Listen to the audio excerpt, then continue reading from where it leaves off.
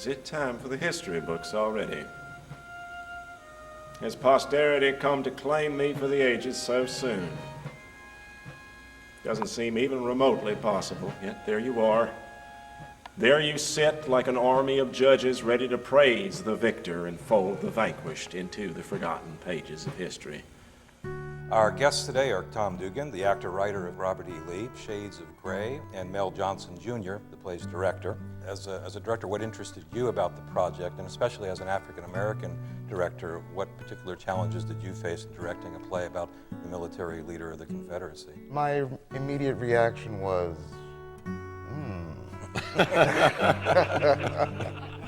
interesting. So once I found out more of the human being of who Robert E. Lee was, I thought it was worthy of, my participation. There are few, I believe, in this enlightened age who will not acknowledge that slavery is a moral and political evil. However, there are those who insist it is a necessary evil. Perhaps this whole war has been God's punishment for that national sin.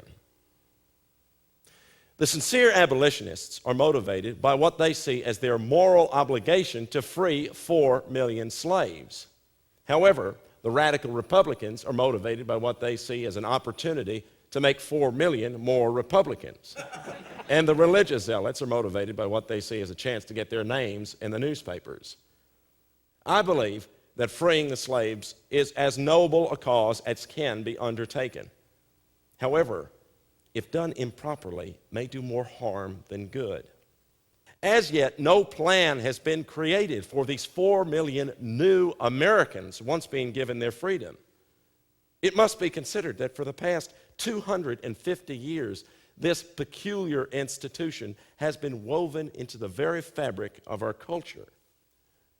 After dropping off the Pilgrims at Plymouth Rock, the Mayflower's next voyage was to retrieve slaves from Africa for America. Since the beginning of this century, the U.S. Constitution has stipulated that a Negro may be counted as 3/5 human. Now tell me, how quickly will the average American change his views and embrace these former slaves as equals? At the beginning of this war, I proposed to President Davis a type of proclamation of gradual emancipation. I believed, as did Abraham Lincoln in 1861, that a gradual emancipation would have sooner rectified slavery's evils than did the storms and tempests of this fiery controversy. Let me ask both of you maybe a final question. If you're succeeded in this play, both as director and actor, what do you want the audience to come away with? I would like the audience to say, that was exciting. I didn't know that. That was gripping. When the guns fell into silence, a death-like stillness reigned over the field. Each army remained in breathless expectation of something yet to come. The attacking column, numbering 15,000 men, descended into the field. For a moment, the enemy seemed lost in disbelief as our men advanced with the steadiness and precision of a review. The massive enemy began to panic and retreat like water from the shore before a great tidal wave. Pickett's bloodied men poured over the wall with shouts of victory.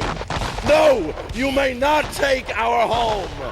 Pickett's undaunted men looked back for the supporting columns, for now was the time for them to come to the aid of their victorious comrades.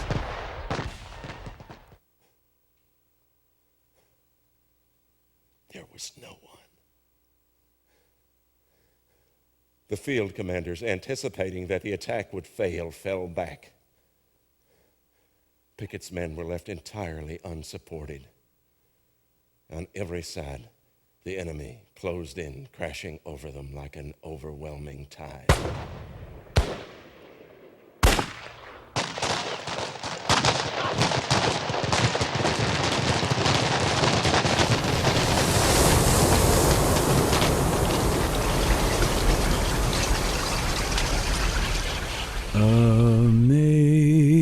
Amazing grace, how sweet the sound that saved a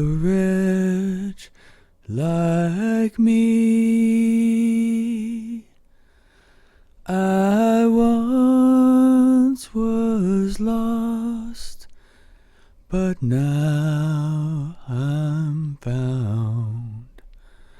Was blind, but now